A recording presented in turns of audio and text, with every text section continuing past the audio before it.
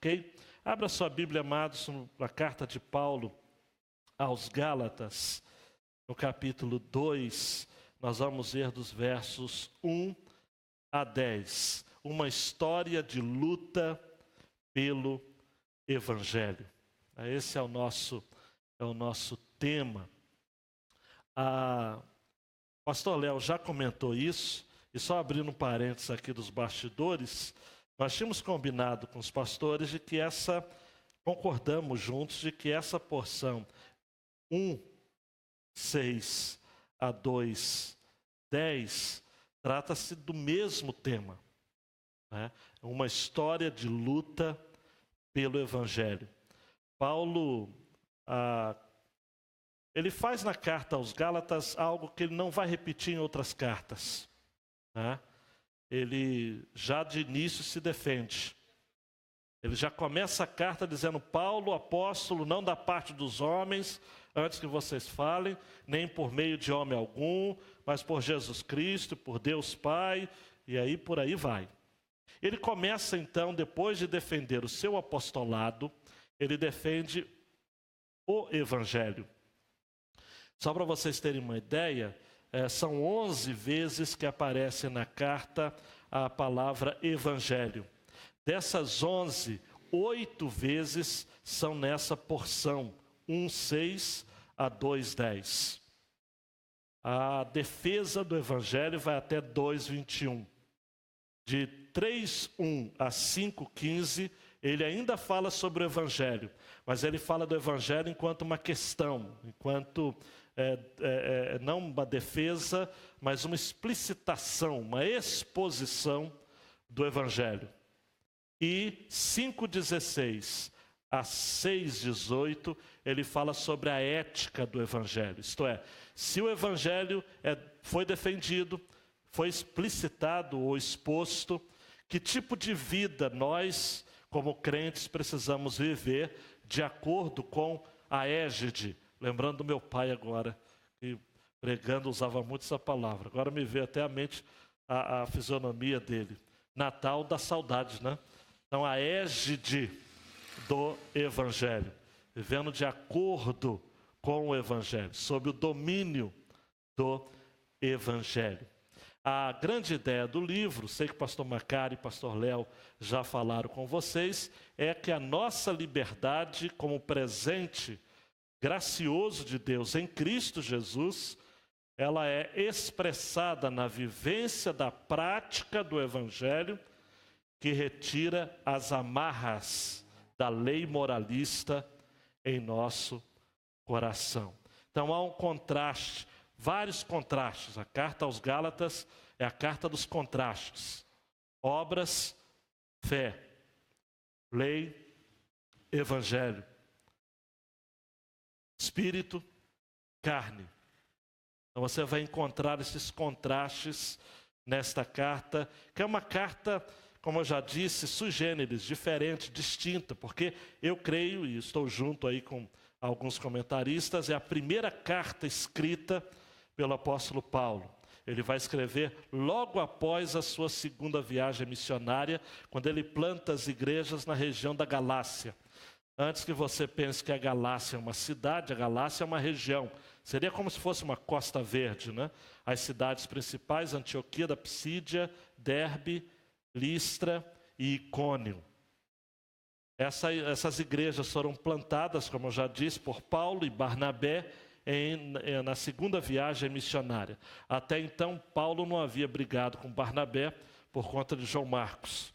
Depois vai haver aquela separação, mas como no reino de Deus até os erros dos homens de Deus são usados para a glória de Deus, foi até bom causar essa briga entre Paulo e Barnabé, porque depois Paulo chama Silas, Timóteo, anda também com Tito, vez por outra, embora com Barnabé ele já andava com Tito, e Barnabé vai mentorear João Marcos e vai fazê-lo homem fiel, digno, a ponto de Paulo, quando vai escrever a Timóteo, vai dizer: traga-me João Marcos, porque ele me é muito útil. Aquele que ele havia mandado embora, botado para correr, depois você lê o livro de Atos, e você vai descobrir isso. Paulo vai dizer, olha, ele me é muito útil. Só para abrir um parênteses, e quando você pensar em desistir, e quem sabe até ser abandonado por alguém, você encontra um Barnabé na sua vida, para investir, para acreditar em você, sobretudo quando você pisa na bola. O Senhor lhe dê a graça, no ano 2019, ou ser um Barnabé para um crente fraco, ou ter um Barnabé em você sendo crente fraco. Você pode dizer amém? Como nós precisamos, amados, de pessoas que investem na gente quando a gente está numa pior. Barnabé foi assim. Mas vamos voltar ao Paulo, né? E essa porção enorme, então, Paulo está falando sempre na primeira pessoa do singular. Ele começa com estou admirado de que estejais vos desviando tão depressa daquele que vos chamou pela graça de Cristo para outro evangelho. E ele vai terminar o versículo 10 do capítulo 2, falando de que ele havia recebido uma incumbência dos apóstolos numa visita que ele fez a Jerusalém. Então vamos ao texto para a gente estar pensando aqui algo de importância para as nossas vidas à luz dessa luta pelo Evangelho. Nós precisamos ter pelo Evangelho de Cristo esse senso de luta aguerrida. A gente desiste com muita facilidade daquilo que a gente crê. E Paulo não estava disposto a desistir, não. Olha que ele foi tentado muitas vezes a desistir do Evangelho da graça de Deus. Mas nós vamos ver juntos aqui que em nenhum momento, porque o pastor Macário foi muito feliz na exposição de quinta passada. Paulo sabia de onde ele havia vindo. Quando a gente sabe de onde a gente veio, a gente suporta muito as pressões, porque para o lixo a gente não quer voltar.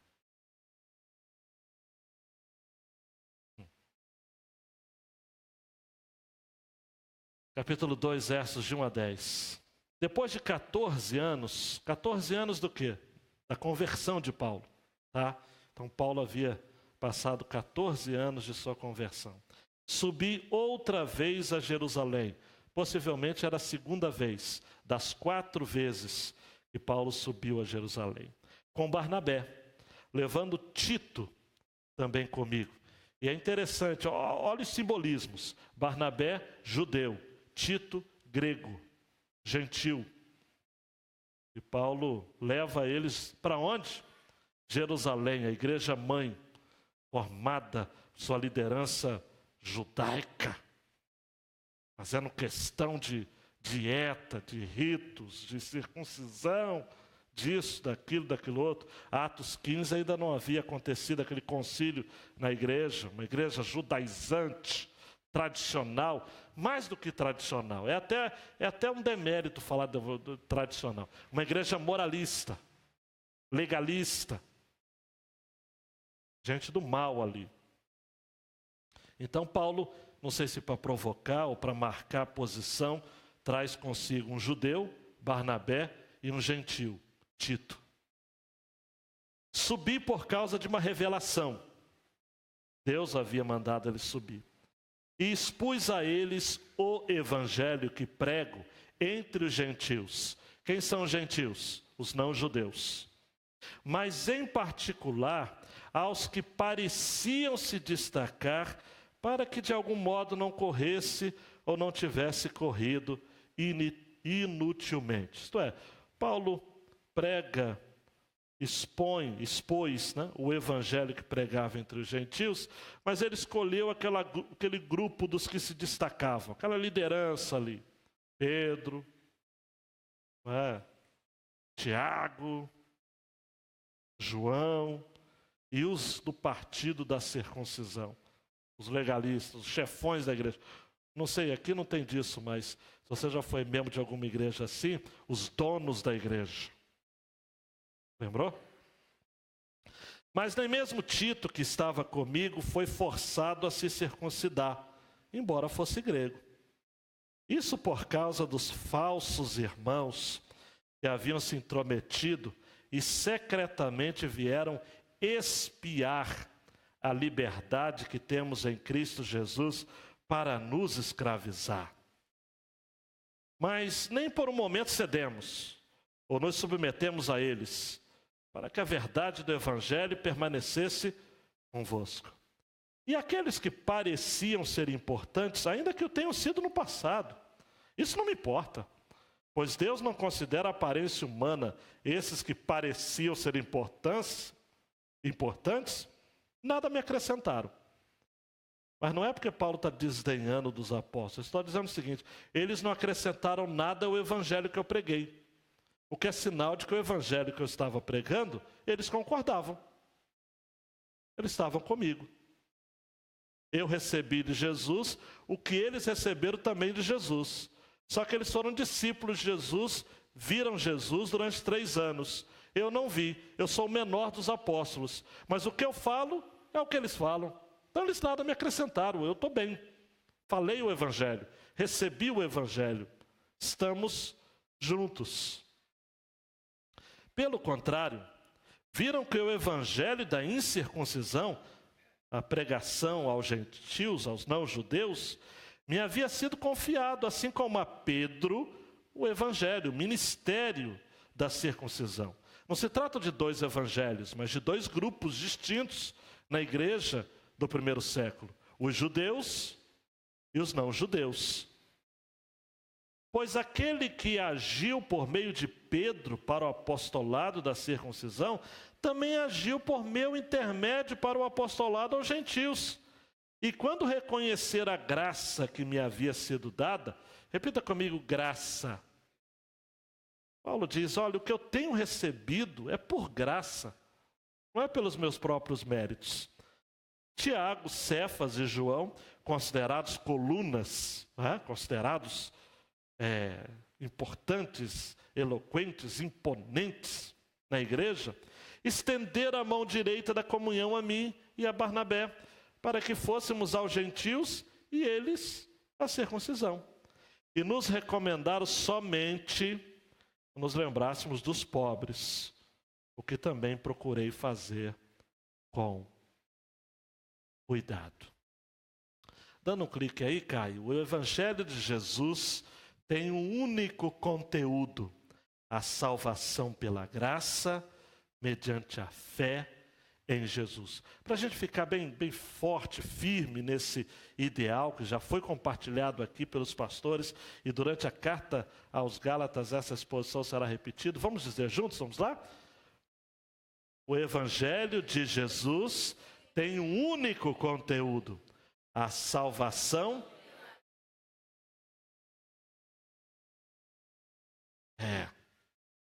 Mas São Léo já tinha dito de que um grupo, amados, lá da igreja de Jerusalém já havia passado pelas igrejas da Galácia, repregando aquilo que o apóstolo Paulo havia ensinado. Não existe essa palavra, agora existe. Repregar. E dizia o seguinte: olha, Paulo não é bem apóstolo, não. Apóstolo é Pedro, Tiago, João. Estes conviveram com Jesus. O que Paulo está pregando é um evangelho estranho, pregando que a salvação é somente pela graça mediante a fé. Mas e a circuncisão? E a dieta judaica? E a guarda dos sábados? Em outras palavras, estão afastando muito daquilo que é raiz. E qual é a raiz? O judaísmo. Paulo, então, escreve essa carta extremamente irritado, constrangido e, de certo modo, com um tom muito impetuoso, dizendo o seguinte: vocês é que estão se desviando do verdadeiro evangelho. Por isso que ele vai a Jerusalém para confrontar esses falsos irmãos e vai pregar este evangelho. Qual evangelho? Salvação pela graça mediante a fé. E vai reconhecer que os apóstolos concordaram, estenderam as destas da comunhão, estava tudo certo. Quem estava errado então? Os falsos irmãos. Aqueles líderes foram usados por Satanás para causar contendas. Não apenas na Galácia, né? A gente vai vê-los em Corinto, em tantos outros lugares. Preste atenção, até nos nossos dias tem gente assim também. Jesus salva, mas tem que guardar esse mandamento aqui, corte do cabelo, medida da saia, tem que ter um linguajar gospel, tem que ter uma guarda de algum tipo de sacramento, tem que participar de campanha de oração, tem que 7 mergulhos de Naamã e outras excentricidades mais. Jesus somente não é possível. Deixa eu só abrir um parênteses, eu já contei aqui tantas vezes, mas é bom repetir, porque o pessoal vai renovando de gente. Certa feita, numa escola bíblica dominical, um irmão amado, diácono, batistossauro, gente que havia, se não viu o dilúvio, pisou na lama. O pastor dando classe única, e ele perguntou: pastor, o senhor acredita que alguém vai para o inferno só porque não aceitou Jesus? O pastor virou para ele e falou o seguinte: e você acha pouco? Você acha pouco? Há um hino do cantor cristão, né, João? Só por Jesus é que nós somos salvos. Este hino que nós acabamos de cantar, no cantor cristão, que é o que eu cantei a minha vida toda, começa assim: em nada ponho a minha fé, senão na graça de Jesus. Este é o Evangelho. Estou dando um clique, Caio. Paulo visita Jerusalém junto com Barnabé e Tito, tudo pela defesa do Evangelho. Se eu fosse dar o nome desse capítulo, ou desse episódio, dessa saga, ou dessa série, esse episódio, dos versículos 1 a 5, eu daria o nome de Tudo pelo Evangelho. A palavra Evangelho, já disse, aparece em Gálatas 11 vezes.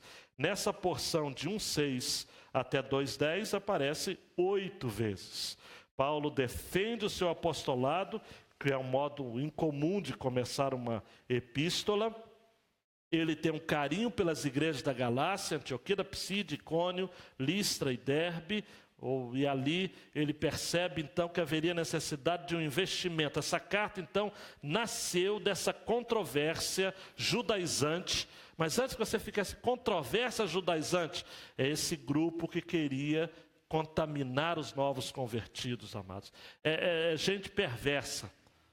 Tem gente assim nos nossos dias também. Não quer ganhar as pessoas para Jesus, não. Mas pega os novos convertidos e começa a confundir a cabeça deles. Começa a confundir. Então, esses irmãos, falsos irmãos, né, chegavam para os novos convertidos e diziam o seguinte: o que Paulo ensinou? Paulo ensinou que nós somos salvos pela graça por meio da fé somente. Ah, mas peraí, Paulo não foi apóstolo. Paulo nem viu Jesus. Ele contou essa visão aí, acho que ele estava meio nóia, contou essa visão, mas não acredita nele não. Tem que guardar o sábado. Tem que fazer aquela dieta. Quem conhece a história sabe que a dieta kosher, né? Só pode comer aqueles animais que estão permitidos no livro de Levítico. Você faz isso? Não, mas Paulo falou que esse negócio da lei acabou. Lei acabou? Está vendo só? Ele é um herege. A lei cerimonial continua valendo nos nossos dias. Aí a pessoa falava: poxa, e agora? Eu vou confiar em quem?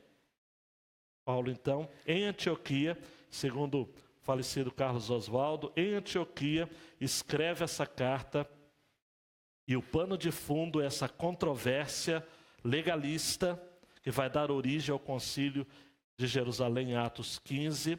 O Carlos Oswaldo usa essa expressão: essa epístola fervorosa, nascida de uma controvérsia que ameaçava os fundamentos do cristianismo, foi escrita como uma defesa da salvação somente por meio da fé. Eu não sei se você está acompanhando o meu pensamento, espero que sim. Se Paulo não tivesse escrito a carta aos Gálatas, não tivesse brigado pelo Evangelho, vou usar uma palavra mais bonita, lutado pelo Evangelho, hoje todos nós estaríamos aqui, talvez não. Alguns poucos estariam usando um quipá, bandeira de Israel no púlpito, óleo ungido, menorá, e algumas igrejas estão assim. Todos nós, amados, estaríamos seguindo o Evangelho com práticas judaicas, como os neopentecostais estão hoje.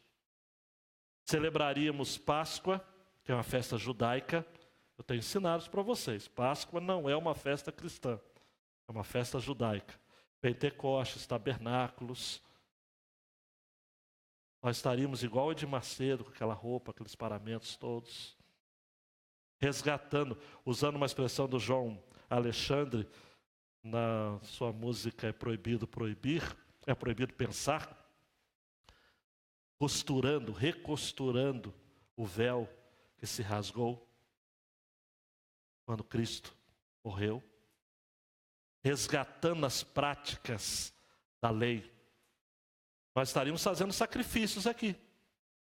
Fazendo cordeiro, sacerdote aqui, aquele cheiro de fumaça no altar. Tudo mais.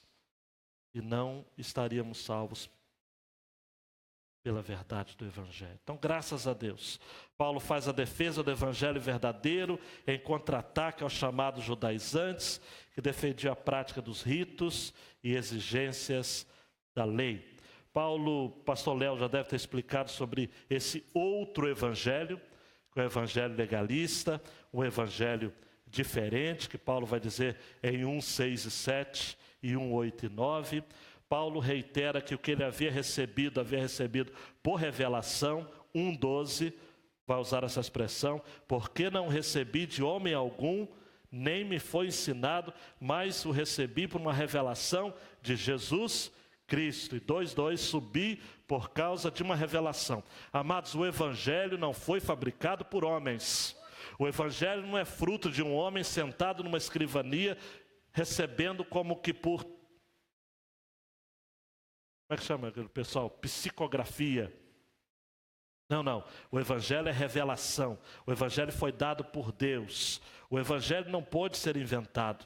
Seu chamado de Paulo, o pastor Macário disse na quinta passada, retrasada, foi sobrenatural. E Paulo não teve consulta apostólica para fazê-lo apóstolo. Não teve um grupo de apóstolos que vieram de Jerusalém e estenderam as mãos para tornar Paulo apóstolo. Não. Muito pelo contrário, ele já havia dito de que dos apóstolos ele era o menor. Tá? Paulo, então, havia sido enviado por Deus. Ele sai do anonimato completo para o apostolado. É obra de Deus. Tudo foi feito do jeito de Deus, no tempo de Deus. Receba essa palavra aqui, versículo 22 do capítulo 1 diz: eu não era conhecido pessoalmente pelas igrejas de Cristo na Judéia. E agora, possivelmente, quando Paulo vai escrever a carta aos Gálatas, ele ainda não era conhecido. Hoje, quem não conhece o apóstolo Paulo, né? Eu quero ministrar uma palavra para você. A alguns Deus chama para o anonimato, só. Outros Deus chama a partir do anonimato. Mas receba essa palavra. Tudo tem que ser do jeito de Deus. Paulo em nenhum momento ficou espalhando currículo entre os apóstolos, mendigando favores, usando uma expressão de um livro do Nutra, eu estou tentando me lembrar agora o nome, ele não era pescador de elogios, desejo de agradar aos outros. Ele não era alguém que ficava assim, vem cá, eu prego, sabia que eu prego? Gente, você acredita que eu recebi uma mensagem essa semana de um pastor que eu nem conheço, disse que visitou o Facebook da igreja, gostou, mandou uma mensagem para mim, quero pregar na sua igreja, hein?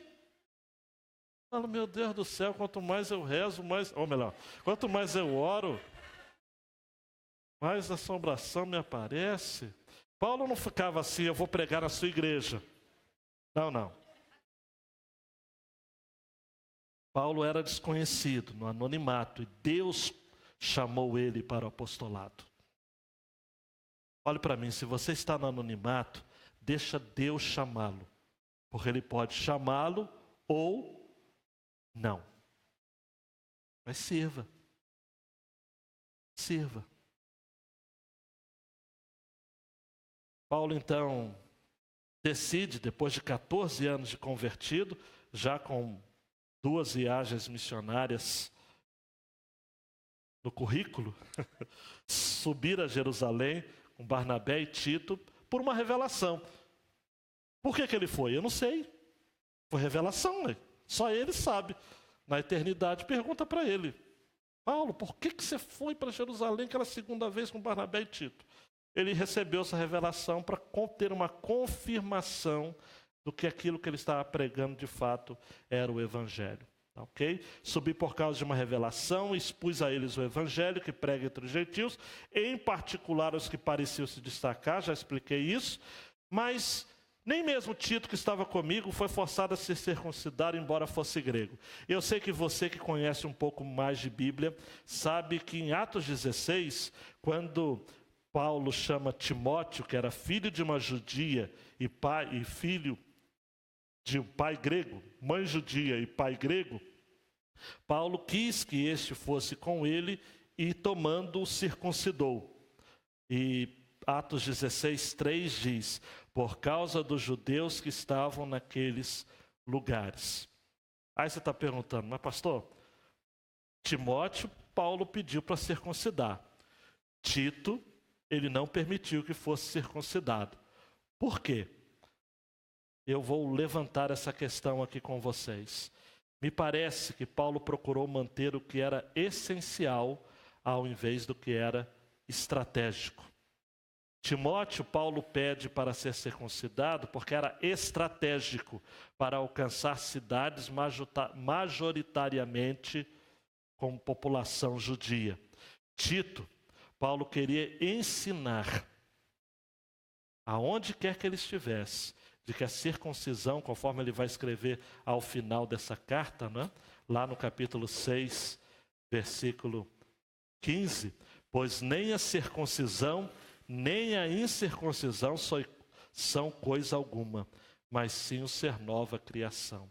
Paulo diz o seguinte, olha, circuncidar por estratégia missionária eu até tolero. Agora, circuncidar para tentar dar uma aparência de salvação a quem já é salvo pela graça mediante a fé, nananina não. O Evangelho eu não abro mão. Depois, mais tarde, eu quero trabalhar esse ponto com vocês. O que é essencial do que é estratégico. Tem gente hoje em dia bolando as trocas, né? Trocando as bolas. Nessa questão do que é essencial e do que é estratégico. E aí a pessoa, um jovem falou comigo, mas o que tem eu ir na boate para poder evangelizar? O que é essencial, o que é estratégico? Mas eu gosto de estar nos meus amigos e tudo, e vez por outra até bebo uma coisa e outra, mas para eles verem que eu sou crente, mas sou de mente aberta. O que é essencial, o que é estratégico? Conheci uma pessoa que era até de minha família, ainda é, né, porque está vivo. Na época do carnaval ele foi ver, porque ele dizia o seguinte, fui criado muito fechado, meus pais e tudo. Eu sou do tempo, amados, que passar na frente de cinema era pecado. Passar na frente. Se parasse para ver o filme que estava dando, era exclusão, na certa. Era um legalismo. Mas esse meu parente quis ver o carnaval no sábado. Deu por si na quarta-feira de cinzas. Ele acordou e falou, meu Deus, quem estou? Onde sou? Estava todo perdido. O que é essencial? O que é estratégico? Paulo dá dica para a gente aqui. O essencial é a verdade do Evangelho. E ela não pode ser mexida. Somos salvos pela graça, mediante a fé. Mas, versículo 3, nem mesmo Tito, que estava comigo, foi forçado a se circuncidar, embora fosse grego, isso por causa dos falsos irmãos, que haviam se intrometido e secretamente vieram espiar a liberdade que temos em Cristo Jesus para nos escravizar. Mas nem por um momento cedemos. Repita comigo, nem por um momento cedemos. Ou nos submetemos a eles para que a verdade do Evangelho permanecesse convosco. Paulo disse o seguinte, olha, são falsos irmãos que se infiltraram, é a nova versão transformadora, né? Que se infiltraram em nosso meio para nos espionar e nos tirar a liberdade que temos em Cristo Jesus. Sua intenção era nos escravizar, mas não cedemos a eles nem por um momento, a fim de preservar a verdade das boas novas para vocês. O verbo para espiar aqui no grego, kataskopel, é ver de perto, né? É inspecionar, é conspirar. Falsos irmãos. J.B. Phillips chama eles de falsos cristãos. A Bíblia, na linguagem de hoje, chama de espiões. John Brown comenta de que essas pessoas eram irmãos, cristãos nominais, mas eram falsos irmãos porque eram judeus na realidade.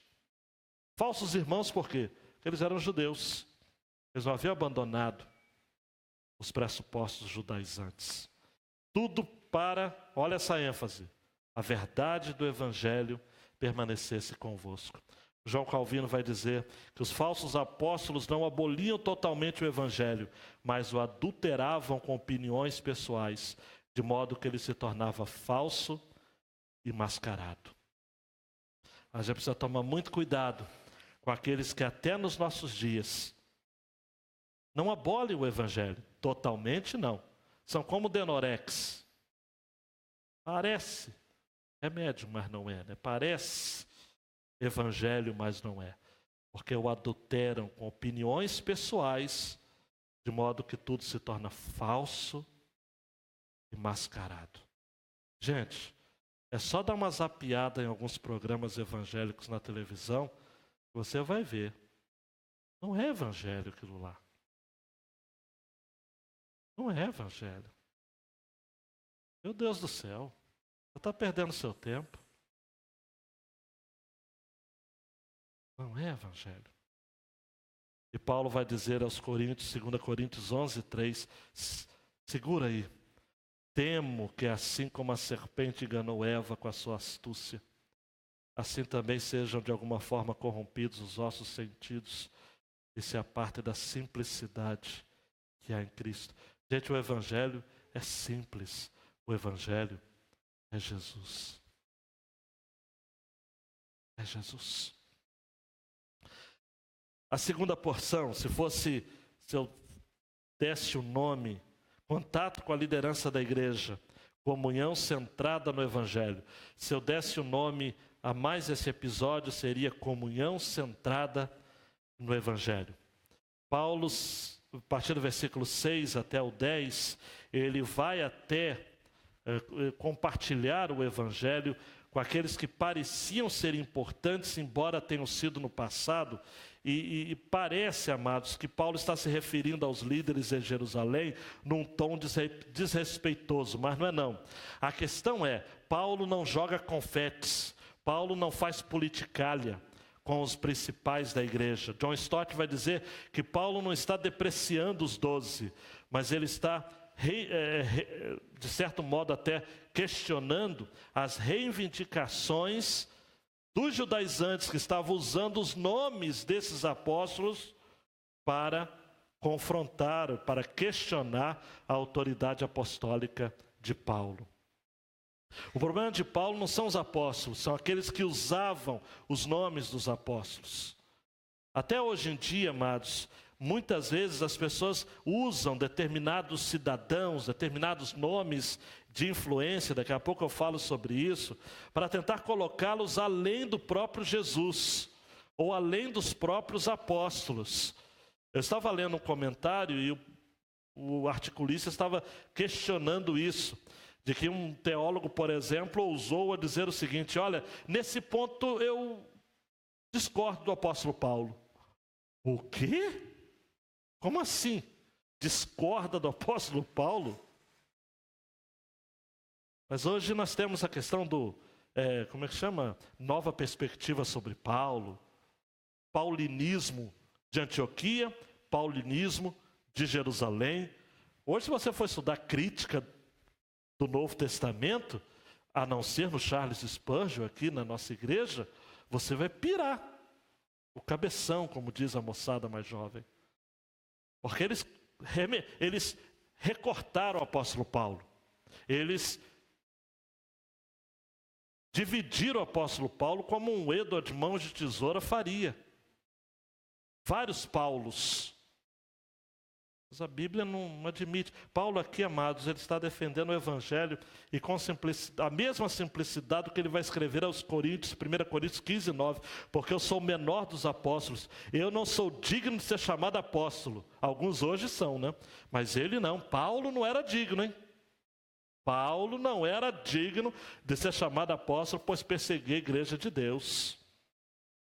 Há uma consciência nítida da missão de Paulo junto aos incircuncisos, aos gentios. Não é uma divisão do evangelho. Eu já expliquei aqui, quando Paulo vai dizer, amados, no versículo 7, pelo contrário, viram que o evangelho da incircuncisão me havia sido confiado, assim como a Pedro o evangelho da circuncisão. Olha para mim, não são dois evangelhos, é o ministério, a proclamação do evangelho junto aos não-judeus. Paulo era um especialista. Porque Paulo tinha uma entrada melhor entre os não-judeus. Pedro tinha uma entrada melhor entre os judeus. Embora na quinta-feira que vem vai ter culto normal. E você vai vir aqui para ver que Paulo viu Pedro vacilando. Esse negócio de judeu, ele não era judeu de raiz assim não. Porque na casa dos irmãos não-judeus, ele gostava de participar de um churrasco.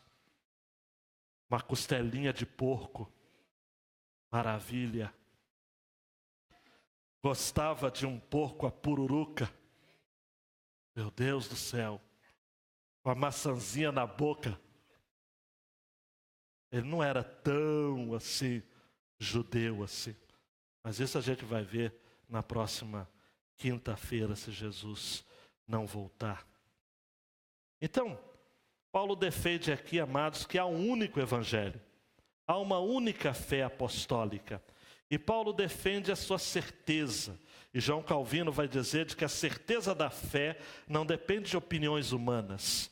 É nosso dever confiar na verdade de Deus, de modo que nem os homens, nem os anjos juntos possam abalar a nossa fé. Então são dois ministérios convergentes. Deus estava agindo neles. Versículo 8. Pois aquele que agiu por meio de Pedro para o apostolado da circuncisão, também agiu por meu intermédio para o apostolado aos gentios. E é o evangelho, amados, que leva-nos à comunhão. Mas olha para mim, comunhão centrada no evangelho. Esse é um ponto que, se eu tivesse mais tempo, eu daria uma ênfase bem maior. Comunhão, amados, não pode ser irrestrita. Comunhão tem que ser centrada no evangelho. Não existe isso. Daqui a pouco eu vou estar defendendo de que não é só a Igreja Batista, não é só a nossa denominação. Mas nós precisamos tomar muito cuidado para que nesse leque aberto que a gente muitas vezes tende a fazer hoje em dia, a gente traga para a nossa destra de comunhão alguns movimentos estranhos, hein? E a gente chama de evangelho. Não. Não é. Paulo, no versículo 9, diz que eles reconheceram a graça que havia sido dada a ele. Tiago, Cefas e João. A ordem aqui altera o produto. Tiago, porque era o pastor da igreja em Jerusalém. Esse Tiago aqui dele sim eu posso questionar. Eu vou questionar João Calvino, que fala que esse Tiago era o Tiago, filho de Alfeu. Não era. Calvino, esse Tiago aqui é o irmão de Jesus, o autor da carta de Tiago, era o pastor da igreja em Jerusalém. Cefas é o Pedro, e João, todo mundo sabe quem é João, não é o João Batista, nem da Nádia e nem da Lúcia, é o João, apóstolo, chamado apóstolo do amor, o escritor do Evangelho de João, das 3 cartas e do Apocalipse. Considerados colunas. Ele fala, mas por que é coluna, gente? Porque é gente importante na igreja. Gente, você já pensou? Imagina você sendo membro de uma dessas igrejas aqui na Galácia ou em Éfeso, por exemplo, e você se prepara para ir no culto, quinta-feira, depois do Natal, e a pessoa pergunta, mas por que nós vamos na igreja hoje? Quase ninguém vai. E a pessoa fala assim, o quê? Não vamos perder o culto? João vai pregar? Meu Deus do céu, gente. Então eles eram colunas da igreja. Em Jerusalém, quem vai pregar hoje? Tiago. Quem que ele é? Só é irmão de Jesus só. Só isso. Dá para você? Então, eles eram colunas da igreja porque eram importantes. Eram historicamente bastiões da igreja. E eles estenderam a mão direita da comunhão. Essa expressão estender a mão direita é linda, né? Eu gosto. João Calvino vai dizer de que é ter um companheirismo estabelecido por acordo mútuo. Coisa bonita, né? Vou até ler de novo para eu poder entender melhor. É o companheirismo estabelecido por acordo mútuo. Porque quando se estende a destra da comunhão e o outro também estende, né? E você sabe, só de abrir um parênteses, qual é o simbolismo de você cumprimentar alguém estendendo a mão? É o sinal de que você está desarmado. Você está desarmado. Por isso você estende as mãos. Sabia disso? Vir e culto de quinta-feira também é cultura geral. Então, a igreja, amados, nós precisamos estar desarmados uns com os outros. E Tiago, Cefas e João estenderam a destra da comunhão a Paulo e a Barnabé, dizendo que eles eram um. Apenas uma recomendação, versículo 10. Nos recomendaram somente que nos lembrássemos dos pobres, o que também procurei fazer com cuidado. E isso é que a igreja brasileira também precisa se acostumar a olhar para o outro, sobretudo menos favorecido. Eu só vou citar 2 textos, tá? Salmo 41:1, bem-aventurado aquele que atende ao pobre, o Senhor o livrará no dia do mal.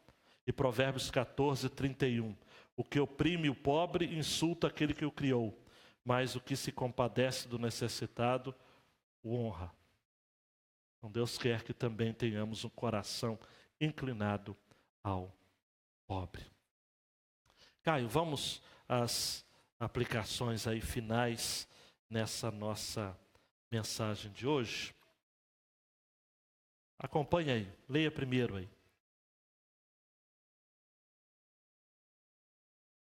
O Evangelho de Jesus não comporta adendos, ele é completo. É Jesus pela fé somente. Qualquer acréscimo é tradição humana, não vem de Deus. E eu tenho aqui uma citação longa de Martinho Lutero, mas eu vou encurtar, só vou ler um parágrafo. Portanto, se Deus me ajudar, a minha cabeça será mais dura que a cabeça de todos os outros homens. Lutero, né? Nesse ponto eu assumo o título, segundo o provérbio, cedo nulli, não cedo a ninguém. Sim, eu me alegro de todo o meu coração em me mostrar nesse ponto rebelde e obstinado. E aqui eu confesso que serei sempre intrépido e inflexível. A ninguém cederei sequer uma polegada. O amor cede, Pois ele tudo sofre, tudo crê, tudo espera, tudo suporta. Mas a fé não cede. É bem de Lutero, né? Sempre serei intrépido e inflexível. A ninguém cederei, sequer uma polegada. No que diz respeito à fé do Evangelho, amados, o Evangelho da graça de Jesus, pela fé somente, não ceda nada. Ah, mas tem que ter uma boa obra aqui. Nada. Tem que ter nada. Ah, mas tem que vir ao culto. Tem que vir ao culto porque é importante. Mas você não vai perder a salvação porque você não faltou ao culto. Embora venha o culto, tá? Nada. Não ceda o Evangelho de Jesus. Outra aplicação, Caio César. Está faltando muito também o Caio. Até em nossos dias temos falsos irmãos que tentam escravizar crentes ingênuos. Preciso explicar isso daqui? Pela exigência de ofertas e campanhas para manipular gente crédula demais. Nem precisa explicar essa aplicação, né? Falsos irmãos. Paulo vai escrever aos Filipenses, vai chamá-los de inimigos da cruz de Cristo. Filipenses 3, 18 e 19. Cujo fim é a perdição, cujo Deus é o ventre. Por que cujo Deus é o ventre? Porque eles só pensam nos seus próprios estômagos. Cuja glória é para a confusão deles, que só pensam nas coisas terrenas.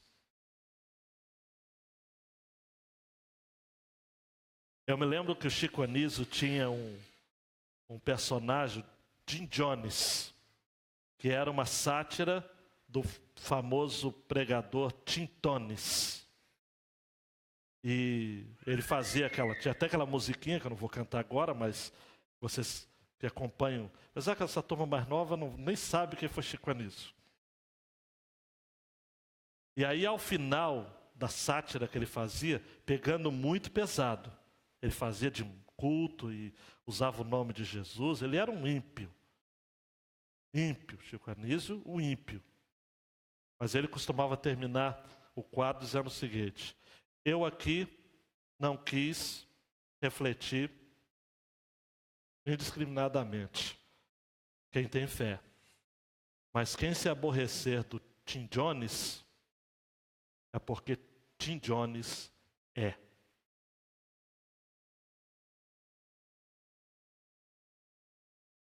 Gente que manipula a fé dos outros. E gente crédula, amados. Tem gente que fala assim, mas não sei por que tem gente que dá dinheiro para o cara, o cara é pilantra. Mas gente simples, amados. A pessoa chega e fala o seguinte: não dê o dízimo de quanto você ganha, Elise. Dê o dízimo daquilo que você quer ganhar. Não, a pessoa vai e dá. Dá o salário todo. Dá ou não dá? Gente crédula. E esses líderes são o quê? Inimigos da cruz de Cristo. Um dia vão se ver com ele. E eu não quero estar na pele deles, não. Esses Jim Jones da fé alheia. Outra aplicação. Uma coisa é estratégia missionária. Outra coisa bem diferente é concessão a um modismo apenas para se portar como moderninho ou descolado de tradições. Também eu queria ter mais tempo para pegar pesado aqui, porque tem muita gente hoje que quer bancar, quer postar de moderninho, descolado. Gente que recebeu Jesus mais tarde, mas faz uma tatuagem enorme para dizer o seguinte: não, fiz-me fraco para os fracos. Gente que não tem nem cacuete de surfista, mas quer alcançar surfistas e começa a falar: pô, peguei maior onda, geral. Gente que não tem personalidade. Tá? Gente que quer dar uma de moderninho, de descolado, de bonitinho. Fala errado para poder alcançar os que falam errado. Meu Deus do céu, hein? Sabe por quê, amados? Eu ouvi o Vadislau falando isso, eu vou repetir.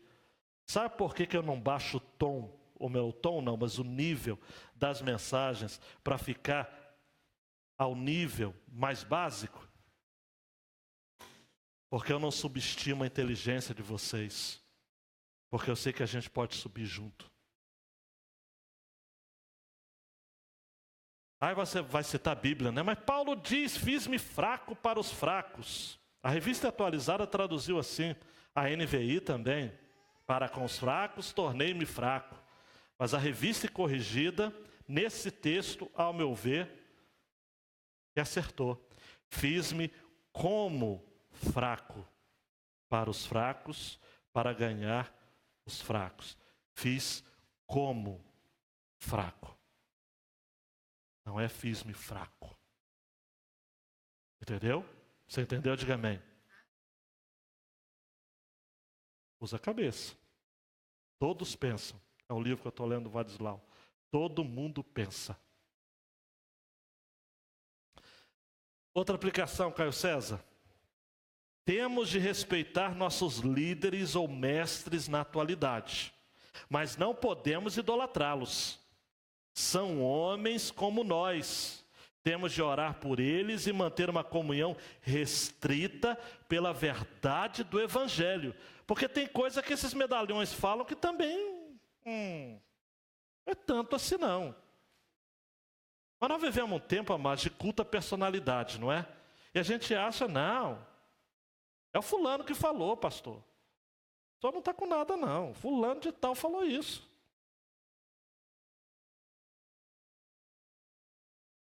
Nós precisamos entender o seguinte, amados, preste atenção. O homem de Deus atrai atenção para Deus e não para ele mesmo.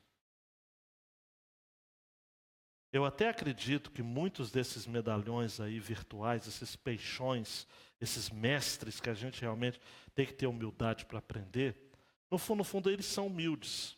Mas o que o povo faz com eles é uma coisa de louco, amados. Jonas Madureira é insensado em alguns contextos.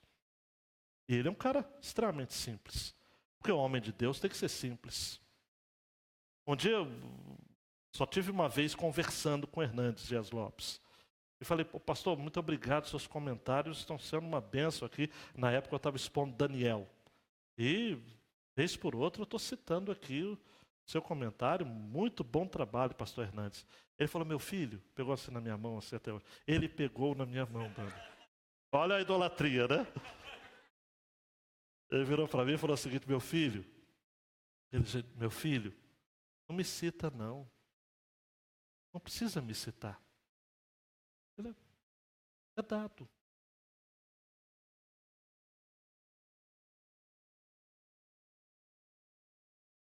Nós estamos lendo Deus é Soberano, Arthur Wachter Pink. Nasceu em 1886, morreu em 1952.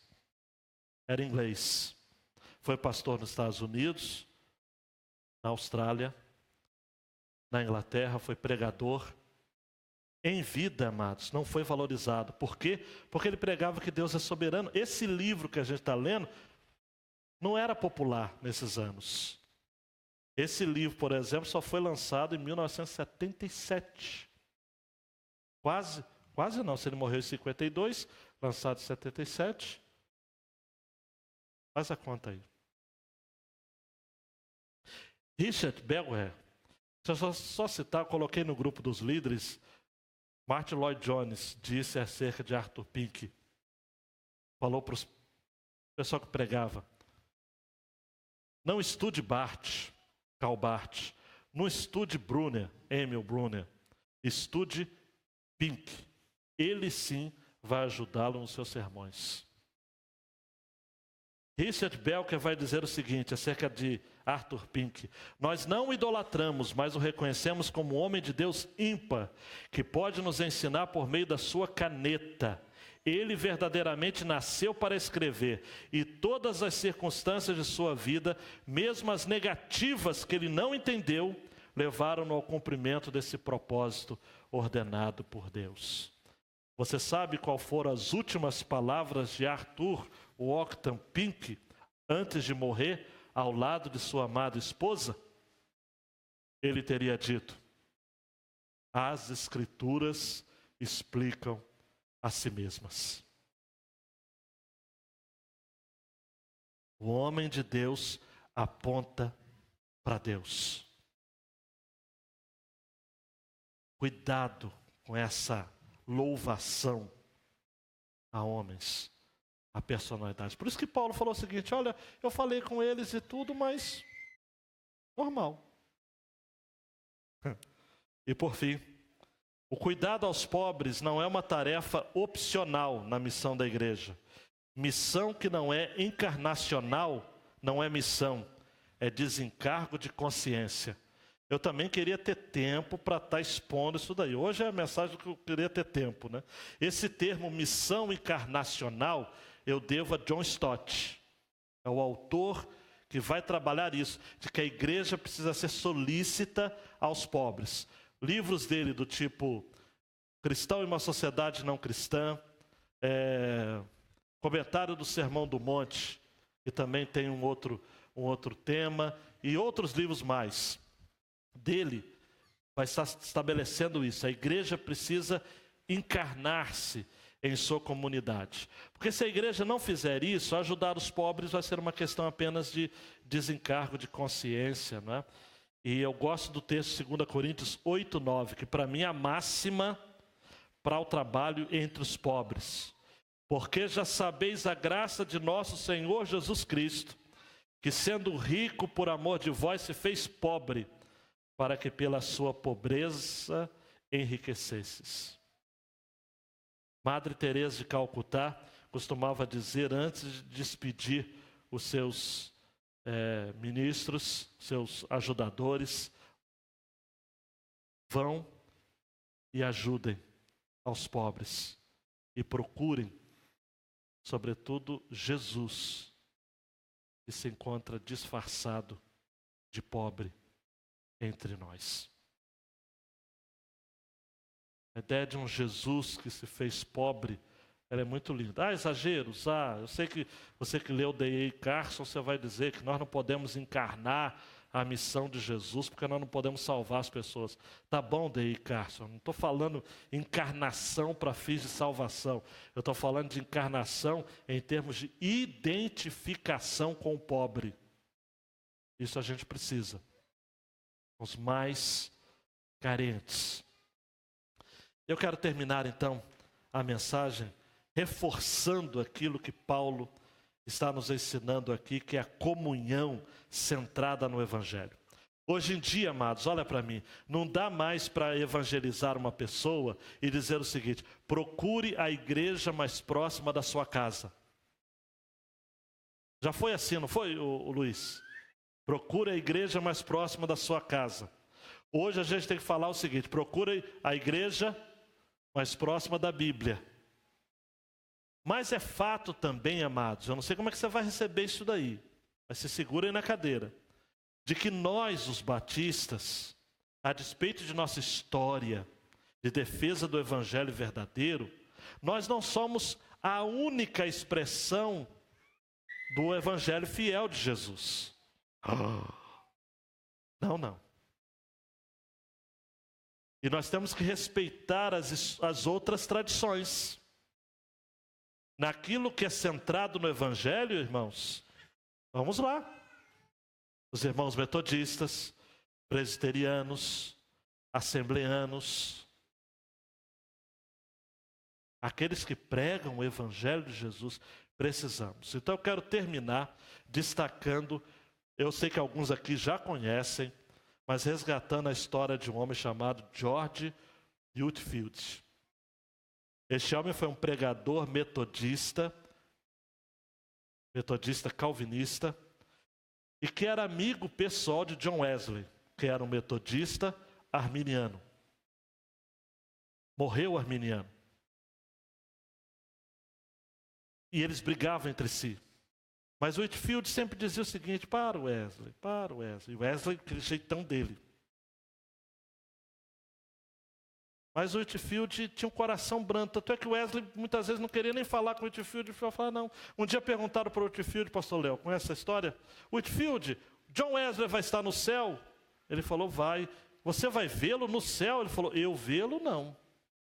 ele vai estar tão acima de mim, tão acima, eu não vou conseguir vê-lo.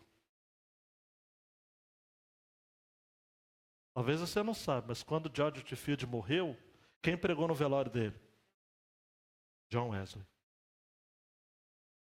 Eu quero terminar fazendo esse tributo a George Whitefield, que tinha essa visão da centralidade do Evangelho, que isso não dependia de denominação. Certo dia ele pregando, ele dizia o seguinte: temos que valorizar que o Evangelho está espalhado nas mais variadas tradições e denominações. E aí, com aquele jeito dele, todo espalhafatoso, ele dizia o seguinte: imaginem, meus irmãos, chegando-nos até o céu, e aí perguntando: Pai Abraão, quem está com você nos céus? Os episcopais? Pai Abraão vai dizer: não. Não. Os presbiterianos?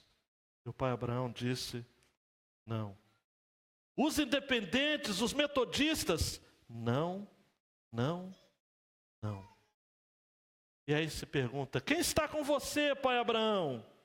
Nós aqui não sabemos seus nomes. Todos os que são cristãos, crentes em Cristo, homens que venceram pelo sangue do Cordeiro e pela palavra do seu testemunho. E aí George Whitefield terminou o sermão dizendo: é esse o caso? Então, Deus, me ajude. Deus, nos ajude a esquecer o nome dos grupos e nos tornarmos cristãos de verdade. Eu poderia parafrasear aqui: a esquecer o nome da placa e nos tornarmos cristãos de verdade. A minha fé e o meu amor estão firmados no Senhor. Estão firmados no Senhor. Abaixa a cabeça, meu querido, minha querida. A gente às vezes briga com tanta coisa e deveríamos brigar pelo Evangelho, somente pelo Evangelho. Não por tradições humanas, pelo Evangelho. Uma história de luta pelo Evangelho. Meu Deus, muito obrigado por essa palavra que o Senhor nos deu nesta noite. Obrigado porque ela mexe com a gente mesmo, nos desconcerta. Porque a gente às vezes dá tanto valor a coisas que não têm valor. E aquilo que é básico, que é essencial, que é evangelho, a gente relega. Meu Deus, por favor, faço minhas as palavras de George Whitefield. Faça-nos esquecer o nome dos grupos, para que nos tornemos cristãos de verdade. Por favor, Deus, no nome de Jesus. Amém e amém. Amém. Ore silenciosamente e assim estaremos encerrados nosso tempo de culto.